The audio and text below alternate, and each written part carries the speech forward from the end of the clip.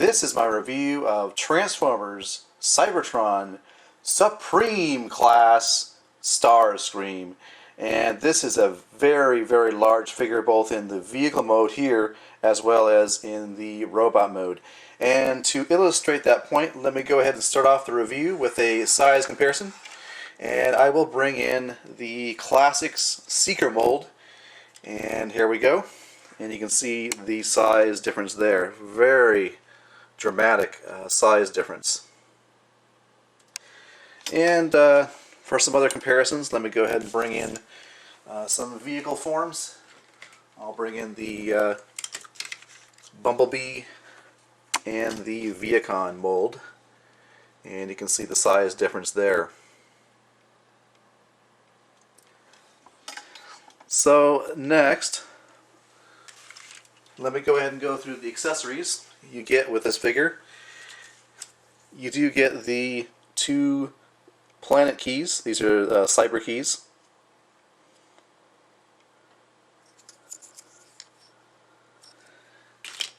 You do get this missile.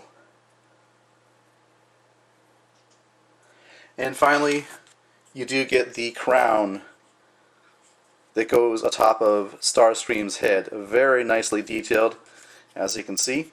And what you can do, if you notice, you can see Starscream's head right here, and you can place the crown on top in vehicle mode, which is kind of funky, but you can do that if you want. Again, you can see Starscream's head right there. So, other features. You can actually remove these two pods here. They come off, as you can see there. You do have some articulation at the wings here. The guns here, these rotate up and down. The cockpit here is very well detailed, if you can see that. The actual canopy does not open, but it's a very nice translucent plastic.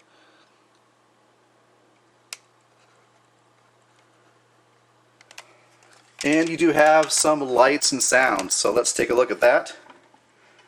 The button is right here. It's actually very well hidden. And let me go ahead and bring up the figure here. There's actually some lights here. Let me go ahead and illustrate that.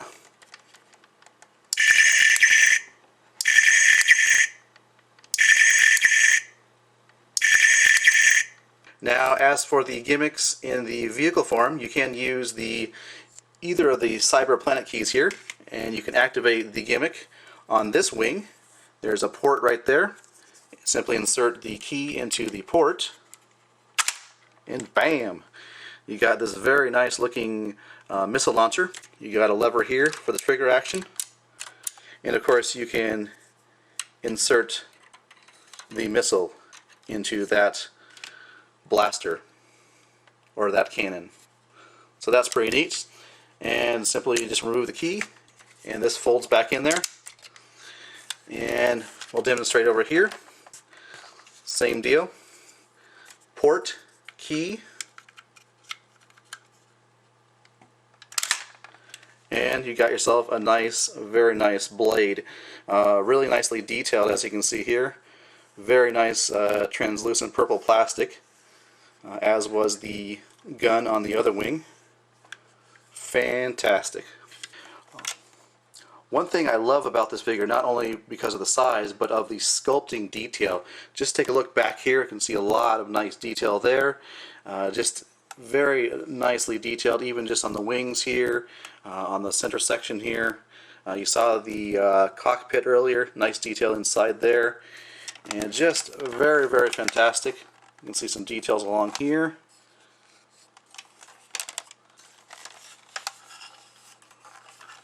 Just a lot of nice detail, and just a fantastic figure. Here's a look from the back here. You can see this does roll. It does have 3 wheels on the bottom. I can show you those right now. You can see the wheels. So very nice. Just look at the underside of the vehicle mode. Here's where you actually put the batteries in, and I believe here is the speaker.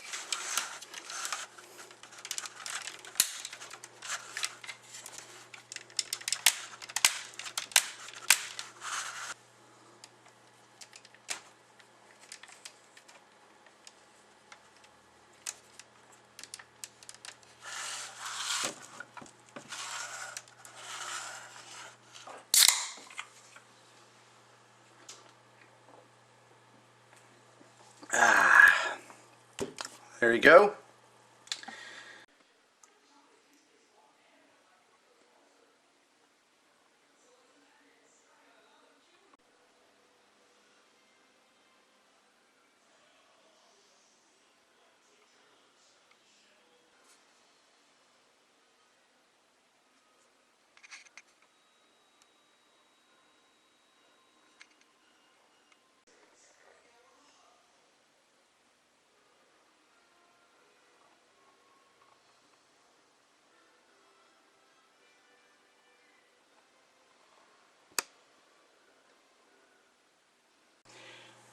Alright, so let me go ahead and deploy the gimmicks for robot mode. They're basically the same as the way it worked in the vehicle mode.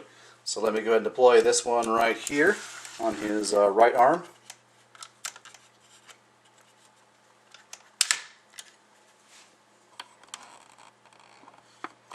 And over here as well.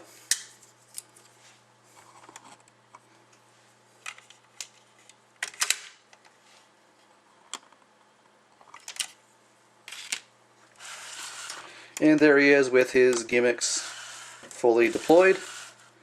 They work the same way as in vehicle mode, but they look much more cooler here, obviously, in the robot mode. Lights and sounds.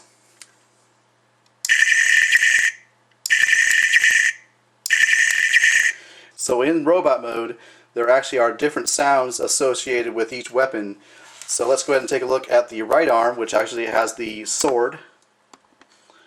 And if you move the arm up,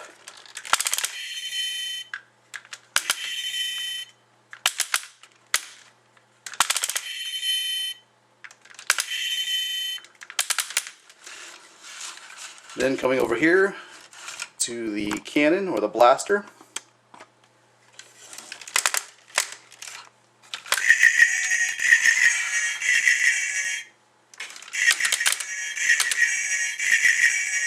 so by moving the arm up,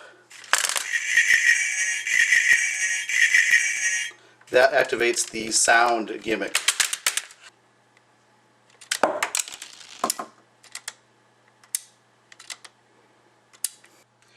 Alright, so let's go ahead and take a look at the articulation for this bad boy.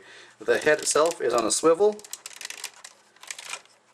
It does go all the way around. You have the arms, 360. You have the elbow joint here. And let's see. Yeah, you just have a articulation like that. And one of the things about the arms, I think the arms just look a little bit too short for the overall size of this figure. There is no waist articulation, but you can see you got the ratcheted hips. You can see right there. Forward, back, and out to the side. You got a swivel above the knee and a bend at the knee. And that's really all you have for articulation. I mean, you do have movement here. That's mostly for the transformation. But wait, there's more. Remember the crown here? The crown, of course, can be placed on Lord Starscream's head. And you can see, looks pretty royal. So that is pretty sweet looking. So final thoughts on Transformers Cybertron Supreme Class Starscream. This is a fantastic figure, and as we look at the figure up close, again I want to point out the extreme amount of great detail. The sculpting detail on this figure is fantastic. Great figure, and yes, this is a large figure, so that's really nice. And yes, you could argue it may not scale correctly with other figures, but as you recall, in the actual Transformers cartoon, this was the larger form of Starscream. So it's a really nice figure.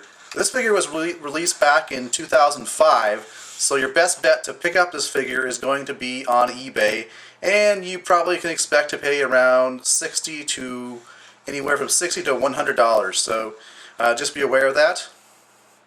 Alright, well thanks for watching. This has been my review of Transformers Cybertron Supreme Class Starscream. Thanks for watching.